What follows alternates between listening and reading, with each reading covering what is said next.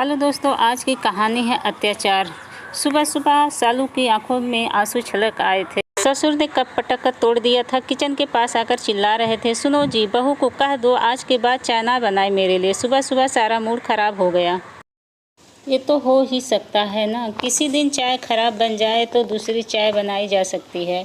मगर ससुर जी उसकी छोटी छोटी गलतियों पर भी ऐसे ही प्रतिक्रिया देते हैं और अभी पटक कर कप तोड़ दिए इन्होंने।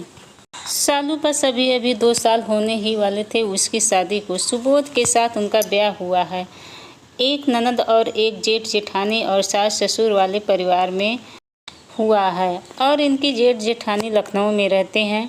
शादी में जेठानी ने कहा भी था जल्दी देवर जी से जाने का इंतजाम करा लेना, और जेठानी ये भी कहा था कि तू बस इतना समझ ले कि तेरी 2 सास हैं। ननद भी ब्याहता थी। उस वक्त सालू को क्या पता था कि यहाँ मरहम लगाने के लिए तो कोई नहीं, लेकिन जख्मों का सिलसिला खत्म होने का नाम नहीं लेगा। उसने टूटे हुए कप के टुकड़ों को उठाना शुरू किया। सास बोली, जानती है ना ससुर जी को उन्हें काम में लापरवाही जरा भी पसंद नहीं है। थोड़ा ध्यान रखा करो काम करते समय। जब से सालू आई है इस घर में ब्याह कर, बस जिंदगी सास ससुर के इर्द गिर्द ही घूम रही है। उसके पति सुबोध की पोस्टिंग अमृतसर में हुई है।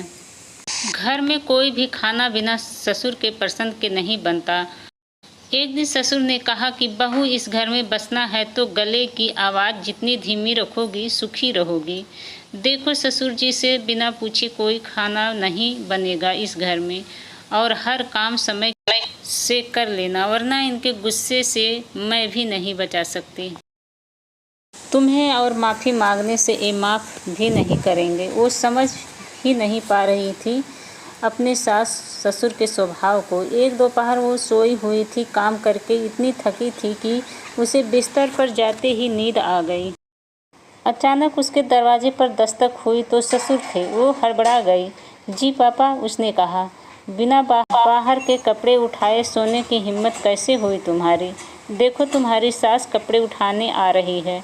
माँ बाप ने सास ससुर की इज्जत करना नहीं सिखाया। बहू के होते सास कपड़ा उठाएगी? जैसे नींद आंखों से कोसों दूर हो गई, वो दौड़कर कपड़े उठाने गए। जब देखा तो सास सीढ़ी के सबसे निचले पायदान पर खड़ी उसे गुस्से से देख रही थी। चिल्लाने लगी, बस सोने का बहाना ढूंढती रहती है। ओह, तो सास ससुर मिलकर उसे सताने की राजनीति करते हैं। अक्सर सास उसके टॉयलेट बाथरूम चेक करने चली जाती और कहती, इतना गंदा रखती हो। कभी ससुर जी ने चेक कर लिया तो तुम्हारी सामत आ जाएगी। अच्छे से साफ करो। एक दिन शाम की चाय बनाकर वो डाइनिंग टेबल पर रख देती हैं। ससुर जी डाइनिंग टेबल के बगल में लगे सोफे पर बैठकर टीवी देख रहे थे। उन्होंने बस चाय इतनी दूरी पर रखी कि हाथ उठाते ही उठा सकें कि सास ने आवाज़ दी, हाथ में इज्जत से चाय दो। घर के मुखिया की इज्जत नहीं करोगी और तुम्हें यहाँ इज्जत मिल जाएगी। वो सोचने लगी थी चाय रख ही दी तो कौन सी बेइज्जती हो गई, पर चुप ही रही।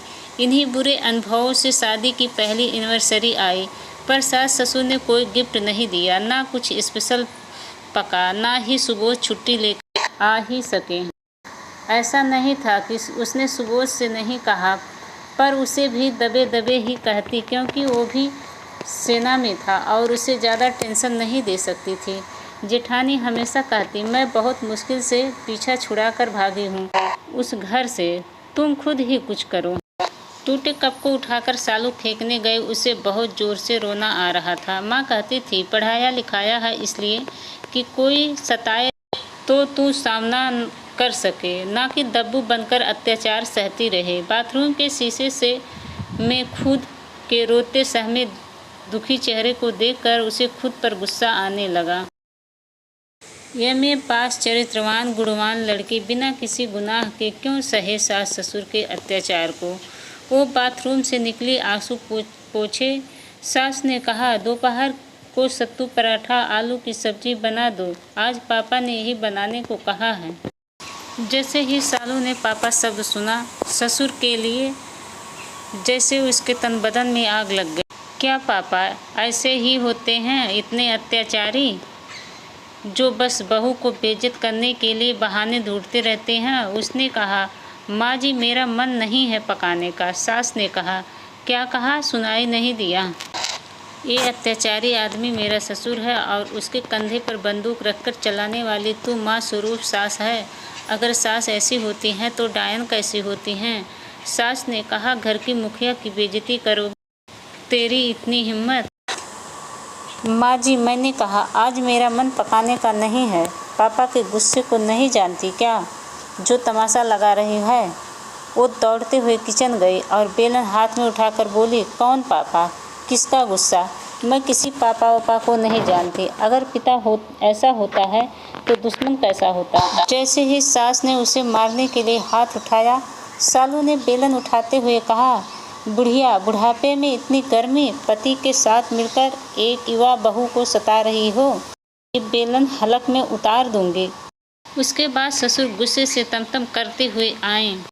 दोनों सकपकाए उसे देखते रह गए। तलाक दिला दूंगी अपने बेटे से कह के, उसकी सास ने चिल्लाते हुए कहा। तो सालू ने भी कहा, अरे जा बुढ़िया, ये धमकी किसी और को देना। अगर तेरे बेटे ने समझा तो ठीक है, नहीं तो मैं खुद उसे तलाक दे दूंगी। अकेली बहू को रख कर सताती है। और सालू बोली, हिम्मत मत करना मुझे हाथ लगाने की। 100 नंबर डायल में फ़ोन में लगा हुआ है। 1 मिनट में डायल होते ही पुलिस आ जाएगी और बहू पर शारीरिक मानसिक अत्याचार करने के जुर्म में थाने ले जाएगी। जब तुम दोनों को बुढ़ापे में इतना अहंकार है तो मैं भी अभी युवा और पढ़ी लिखी हूँ। इतने दिन मर्यादा और संस्कार ढोकर चुप रही कि तुम लोगों ने मुझे मरा हुआ समझ लिया और अत्याचार पर अत्याचार करते रहे। अब और नहीं सहेंगे। तुम दोनों सुधर जाओ तो ठीक है, नहीं तो अब आगे के रास्ते तुम दोनों के विरुद्ध लेने में चूकूंगी नहीं मैं। सालू ने अपने आंखों के बहते आंसू पोंछ लिए। तो दोस्तों, कहानी अच्छी लगी होगी तो हमारे चैनल को लाइक, कमेंट, सब्सक्राइब कीजिएगा। धन्यवाद।